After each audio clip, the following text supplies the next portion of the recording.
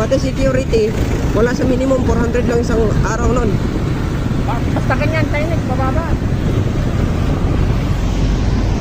Bibinira lang yung Chinese na minimum magpasahod.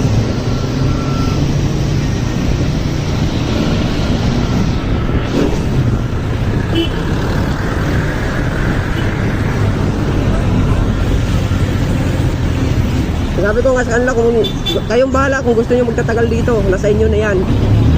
Bawat sahod na lang, walang matitira. Wala, ganun lang. Sabi ko nga basta ako, hindi ako magtatagal dito. Alis at alis ako. Noong kagabi na kausap ko si ate, sabi natin na nakita daw niya push ko, sabay kailangan, tama-tama daw, kailangan niya ng tao. Laguna. Sabi ko, okay lang po ate. Ang problema nga